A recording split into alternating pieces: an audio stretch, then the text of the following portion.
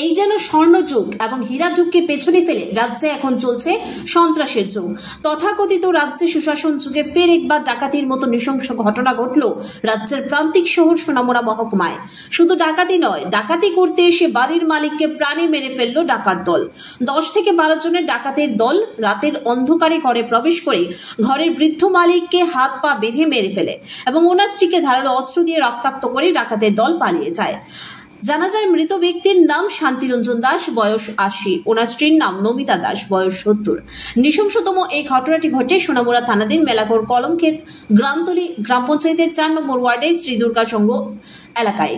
সকালে ঘটনার খবর পেয়ে ছুটে যায় সোনামুড়া থানার পুলিশ, ছুটে যায় মহকুমা পুলিশ আধিকারিক সহ বিশাল পুলিশ বাহিনী। গোটা বাড়ি কিকচ অন করে রেখে শুরু হয় পুলিশি তদন্ত, জিজ্ঞাসাবাদ করা হয় স্থানীয় লোকদেরকে। এলাকার লোকেরা সকালে ঘুম থেকে উঠে এই মর্মান্তিক দৃশ্য দেখে হতবাক হয়ে রয়েছেন। কি ঘটেছে, কি হচ্ছে কেউই বুঝে উঠতে পারছেন না। জানা যায় ওই দুই বৃদ্ধ দম্পতির বাড়িতে একাই থাকতেন। ওনার 3 ছেলে, একজন টিএসএল এ কর্মরত আর বাকি 2 জন ব্যবসার কাছে আগরতলায় দিয়ে থাকেন।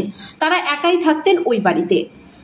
ডাকাত দল ঘরে প্রবেশ করে বৃদ্ধ মহিলার কাঁধের এবং গলার থেকে স্বর্ণালঙ্কার ছিনতাই করার চেষ্টা করলে বৃদ্ধা এবং তার স্বামী আপ্রাণ চেষ্টা করেন তা যেন ছিনিয়ে না নিতে পারে।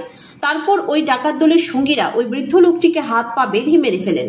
ওনার স্ত্রীকে ধারালো অস্ত্র দিয়ে বেধড়ক আঘাত করেন। ইতিমধ্যেই নমিতা দাস নামে ওই বৃদ্ধ মহিলাকে আশঙ্কাজনক অবস্থায় রাজধানীর জিবি হাসপাতালে স্থানান্তরিত করা হয়েছে।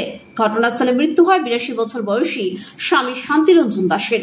এদিনের এই ঘটনা তীব্র আতঙ্ক ছড়িয়েছে গোটা এলাকা জুড়ে। প্রশ্নচিহ্নের মুখে দাঁড়িয়েছে মানুষের নিরাপত্তা ব্যবস্থা এবং জীবনযাত্রা নিয়েও, যেখানে মানুষ তার নিজের ঘরেই সুরক্ষিত নয়। তবে পুলিশ প্রশাসনের তরফ থেকে জানানো হয়েছে যে ইতিমধ্যে সোনামুড়া থানার পুলিশ এই ডাকাতি কাণ্ডে জড়িত থাকার সন্দেহে সোনামুড়া থানাধীন কাঠারিয়ামুড়া থেকে 3 জনকে গ্রেফতার করেছে। আটক করা 3 জনকে জোর জিজ্ঞাসাবাদের পরেই বেরিয়ে আসতে পারে বাকি ডাকাত দলের অন্যান্য সদস্যদের নাম পরিচয়।